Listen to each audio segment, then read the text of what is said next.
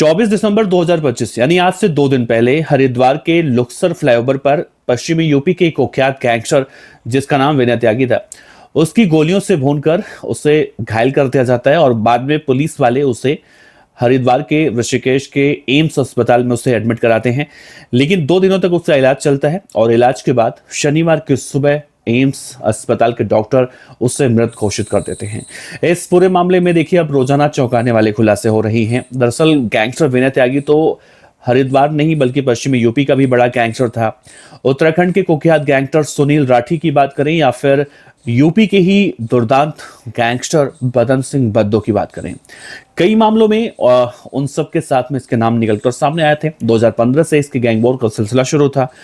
लेकिन अब इस पूरे मामले में गैंगस्टर विनय त्यागी की मौत के बाद उसकी बहन और उसकी बेटी अब कई तरह के गंभीर आरोप लगा रहे हैं। आरोप ये लग रहा है कि करीब 750 करोड़ रुपए के लिए गैंगस्टर विनय त्यागी की हत्या की गई है। हत्या किसने की, क्यों की, इसके बारे में भी थोड़ा सा डिटेल में है वीडियो में मैं आपको बताऊंगा। तो इस वीडियो के साथ बने रहिएगा। इस पूरे मामले की जांच अब सीबीआई को सौंपने की बात कही जा रही है।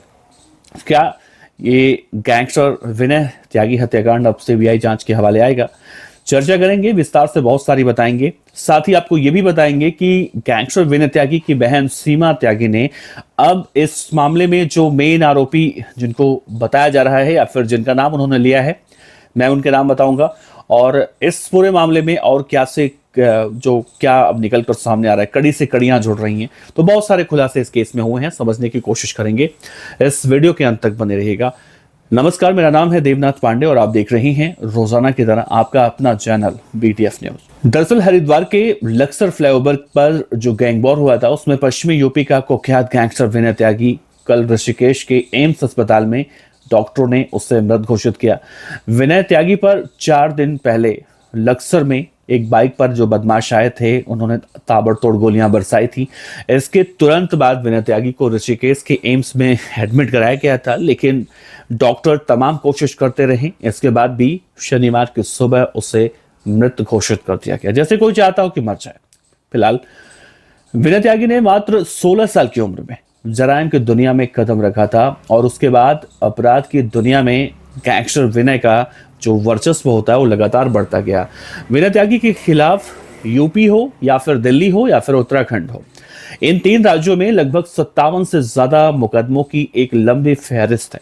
विनय त्यागी पर हत्या हो या फिर हत्या की कोशिश हो, अपहरण हो, ऐसे कई संगीन धाराओं में मुकदमे 3 राज्यों में दर्ज हैं। वैसे तो गैंग्स और गैंगस्टरों के बीच में जो गैंग वॉर होती है अक्सर होती है, इसके पीछे का एक मकसद भी होता है, वर्चस्व। लेकिन गैंगस्टर विनय त्यागी की मौत में हत्या करने की मुख्य वजह क्या है? वर्चस्व तो नहीं, क्योंकि अगर ये हत्या वर्चस्व के लिए की गई होती तो अब तक इस मामले में विरोधी गैंग का सोशल मीडिया पोस्ट भी सामने आ चुका होता।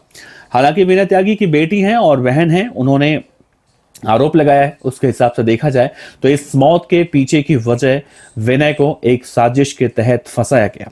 घरवाले कह रहे हैं कि उनके भाई को एक साजिश के तहत फंसाया गया है। गैंगस्टर विनय की मौत के बाद अब उसकी बहन सीमा त्यागी कह रही हैं कि उनके भाई की हत्या कि जो पूरी साजिश की कहानी है 750 करोड़ रुपए से जुड़ी हुई है और इसके पीछे एक ठेकेदार, मीडिया रिपोर्ट के मुताबिक सुभाष त्यागी नाम है उनका, गैंगस्टर की बहन सीमा त्यागी ने उनका नाम लिया है और इस मामले के बाद से पूरे परिवार को लगातार प्रताड़ित भी किया जा रहा है। उन्होंने ये भी कहा कि उस ठेकेदार ने प्रवर्तन निदेशालय से बचने के लिए सारा पैसा एक और व्यक्ति जिनका नाम उन्होंने बताया है मीडिया रिपोर्ट के मुताबिक डॉक्टर प्रमोद त्यागी, उनके यहाँ पर रखा गया। और ये बात प्रमोद त्यागी ने विनय त्यागी को बताई थी कि गैंगस्टर विनय और डॉक्टर प्रमोद दोनों ईडी को पैसे देने की पूरी प्लानिंग बना चुके थे।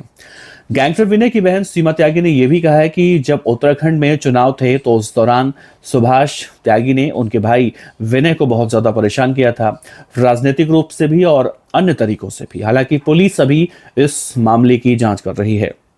अब देखना होगा इस पूरे मामले की जो जांच की मांग है वो सीबीआई से परिवार कर रहा है कि सीबीआई से जांच करवाई जाए ताकि दूध का दूध और पानी का पानी हो जाए। इस मामले में पुलिस का कहना है कि जब गैंग वॉर हुआ तो बदमाशों ने हमला किया, उसमें मेरठ के हिस्ट्री शीटर बदमाश को कई गोलियां लगी थी, जिसे ऋषिकेश के एम्स में एडमिट कराया गया था। 4 दिनों तक संघर्ष किया हुआ और फिर उसकी कल मौत हो गई।